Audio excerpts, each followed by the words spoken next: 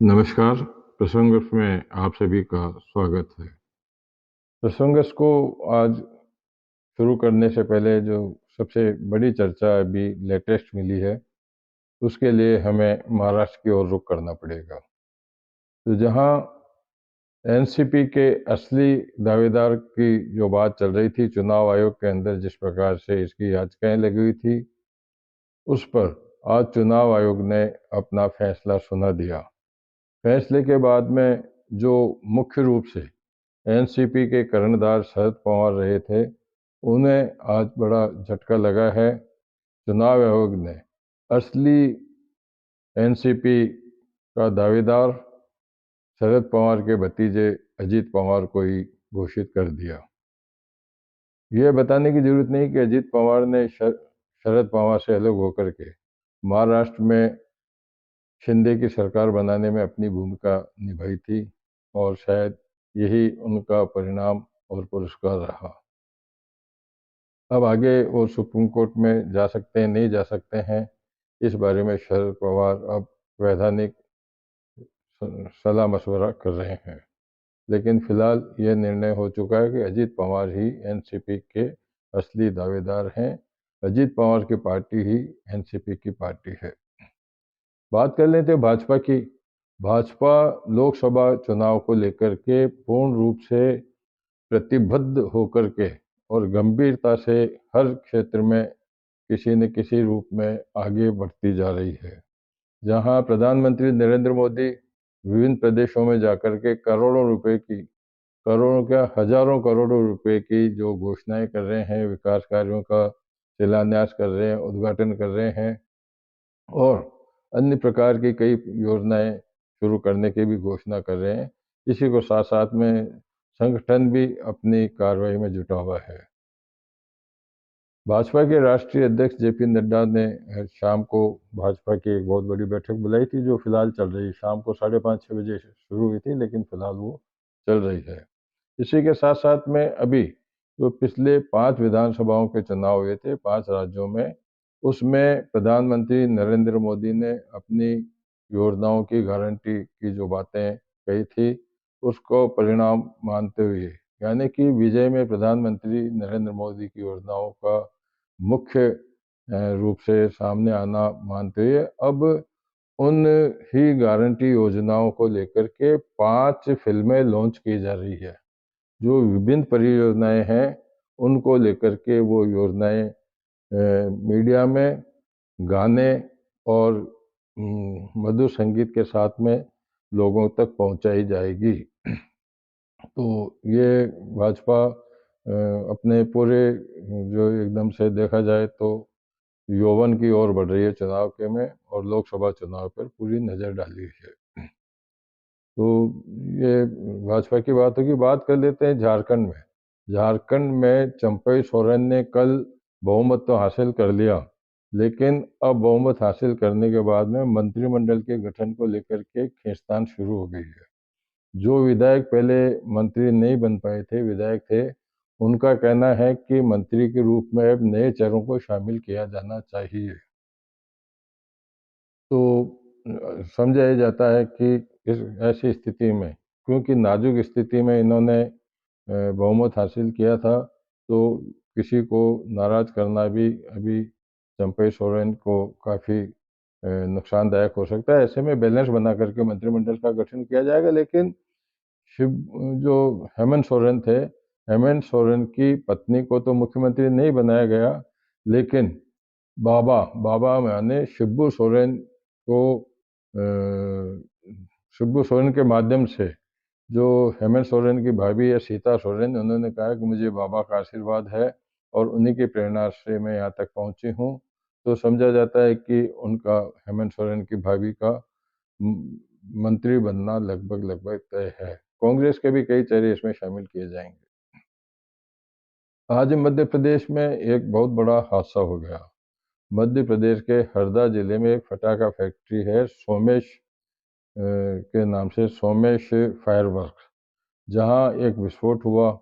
विस्फोट इतना घना था कि 10 से 12 किलोमीटर तक विस्फोट की गूंज आसपास के क्षेत्रों में गूंजने लगी।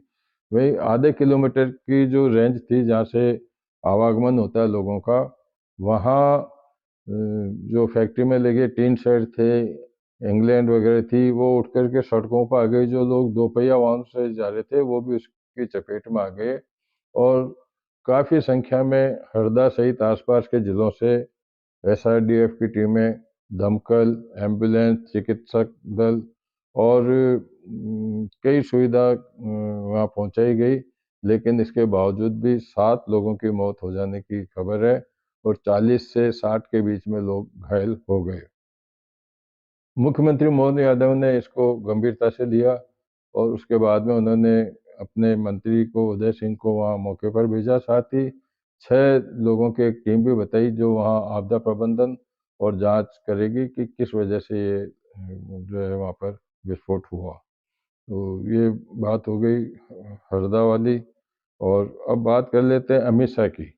अमित शाह ने आज अपने एक्स पर एक पोस्ट की जिसमें उन्होंने लाल कृष्ण आडवाणी, जिनको अभी भारत रत्न से सम्मानित किया जाने की घोषणा की गई है, तो उनसे उन्होंने मुलाकात करने का अपना पोस्ट किया है एक्स पर, और उन्होंने कहा है कि निश्चित रूप से वे इसके हकदार हैं। उन्होंने कहा है अमित शाह ने कि लाल कृष्ण आडवाणी को जो सम्मान दिया गया है उसके वो अधिकार हैं और वो पूरा अधिकार रखते हैं। अयोध्या की बात 2 दिन से नहीं हो पा रही थी, लेकिन अयोध्या की बात कर लेते हैं। तो उत्तर प्रदेश के सभी विधायक, उत्तर प्रदेश विधानसभा के सभी विधायक कल अयोध्या दर्शन के लिए जाएंगे, जहां वे विधानसभा के जो अध्यक्ष हैं उनके नेतृत्व में वहाँ अयोध्या जाएंगे, सतीश महाना के नेतृत्व में। लेकिन उनके साथ में किसी को और उनके निजी सचिव या उनके निजी सहायक या असिस्टेंट के जाने की नहीं, लेकिन उनकी पत्नी को साथ ले जा सकते हैं। तो कल विधायक वहाँ लाला का, रामलला का दर्शन करने के लिए वहाँ जाएंगे। बात कर लेते हैं ईडी की। ईडी ने आज झारखंड में एमएलसी राधाचरण के पटना ऑफिस पर सर्वे किया, और सर्वे के दौरान उन्होंने 26 करोड़ 19 लाख रुपए की संपत्ति जब्त की। वो काफ़ी होटलें हैं, स्कूलें हैं उनकी, ये ईडी की कार्रवाई में हुई। पाकिस्तान में चुनाव से पहले आज एक हमला हो गया जिसमें 10 पुलिसकर्मियों की मौत हो जाने की भी खबर है। इसी तरह आज आप पार्टी एक प्रेस कॉन्फ्रेंस करने वाली थी, लेकिन प्रेस कॉन्फ्रेंस करने से पहले ही ईडी ने भी वहाँ दिल्ली में एक बड़ी कार्रवाई की, जहाँ सांसद हैं इन पार्टी के, उनके एनडी गुप्ता और उन मुख्यमंत्री अरविंद केजरीवाल के जो निजी सहायक है उनके आवास पर भी छापेमारी की गई। यह मनी लॉन्ड्रिंग मामले में छापेमारी की जाने की कार्रवाई मिली है। इसी तरह ईडी ने आज बंगाल में भी एक कार्रवाई की, जहां मनरेगा में बड़े घोटाले को लेकर के 4 स्थानों पर ईडी ने सर्वे किया, और अभी भी सर्वे जारी है। उसमें क्या कुछ निकला, यह देखने वाली बात होगी।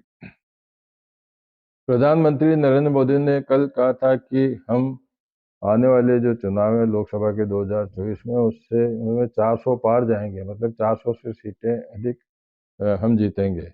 लेकिन उनके इस दावे पर विपक्ष ने निशाना साधना चालू कर दिया है। उन्होंने, विपक्ष ने कहा है कि प्रधानमंत्री का दृढ़ता से ये कहा जाना इस बात का द्योतक है कि ईवीएम सेट हो चुकी है। वही ईवीएम का जो है जिन्ना वापस जिंदा करने की कोशिश की जा रही है। अब असलियत में क्या है क्या नहीं है ये बात अलग है। बात कर लेते हैं अखिलेश यादव की। अखिलेश यादव कभी कांग्रेस से नाराज रहते हैं, कभी राजी रहते हैं।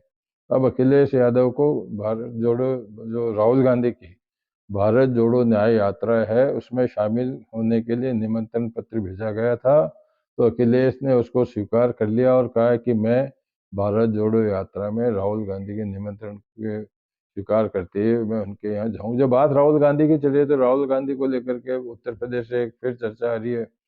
पिछले चुनाव में लोकसभा के में राहुल गांधी 2 स्थानों से लड़े थे, लेकिन अमेठी से हार गए थे। तो बताया जाता है कि राहुल गांधी इस बार अमेठी से टिकट नहीं लेंगे, मतलब चुनाव वो वहाँ नहीं लड़ेंगे। बात कर लेते हैं सोनिया गांधी की। तो तेलंगाना के जो मुख्यमंत्री हैं रेवंत रेड्डी, आज उन्होंने दिल्ली में सोनिया गांधी के आवास पर मुलाकात की तथा उनसे निवेदन किया कि आप बजाय दूसरी जगह जाने के हमारे तेलंगाना में आइए और वहीं से आप चुनाव लड़िए। उत्तराखंड में जो यूसीसी लागू होने वाली जो कवायद चल रही है उसको लेकर राजस्थान में भी अब इसकी कवायद शुरू हो गई है, जिसको लेकर के राजस्थान के कैबिनेट मंत्री मदन दिलावर ने आज कहा कि नागरिकता के जो समानता वाली बात है उसका बिल हम राजस्थान में भी लेकर के आएंगे। उसके लिए एक कमेटी गठित की जाएगी और उसके बाद में नागरिक समानता वाला बिल ला करके उसको लागू करने के लिए कोशिश की जाएगी। मुख्यमंत्री भजनलाल शर्मा कल से भरतपुर के दौरे पर हैं, जहां कल उन्होंने प्रशासनिक और राजनीतिक जो बैठकें ली, तो आज उन्होंने बांके बिहारी के दर्शन किए, पूजा की, पूंछड़ी का लोटा भी गए वो, और वहाँ भी उन्होंने श्रद्धा से भगवान की पूजा की और वहाँ उन्होंने अपने परिवार के साथ में विभिन्न धार्मिक स्थानों पर पूजा अर्चना की। बात करते हैं राजस्थान सरकार की, तो राजस्थान सरकार में मुख्य सचिव सुधांशु पंत मशीनरी को, ब्यूरोक्रेसी को एकदम से बिल्कुल स्फूर्ति में लाना चाह रहे हैं, जिसको लेकर के कई तरह की घोषणाएं कर चुके हैं। आज उन्होंने एक आदेश जारी करके कहा कि जो 3 साल से 7 साल से एक ही सीट पर बैठे हैं उनको चिन्हित किया जाए, उनका तबादला किया जाए। साथ ही उन्होंने काम के अंदर फुर्ती लाने और अन्य तरह के कई एक जो घोषणाएं की है, जिसको लेकर के जीएडी को कहा गया है कि इसी तरह से एक नियमावली बनावे, एक प्रोटोकॉल बनाए और एक कार्य योजना बनाए, जिससे कि सरकारी कार्यालयों में आने वालों को फालतू में चक्कर नहीं लगाना पड़े और उनके काम जिनके होने लायक काम है उनके काम समय पर हो सके। तो इन्हीं सब चर्चाओं के साथ में आज के प्रसंग वर्ष को विराम देते हैं। कल फिर नए किसी चर्चाओं के साथ में आपके सामने रहूँगा। तब तक के लिए नमस्कार।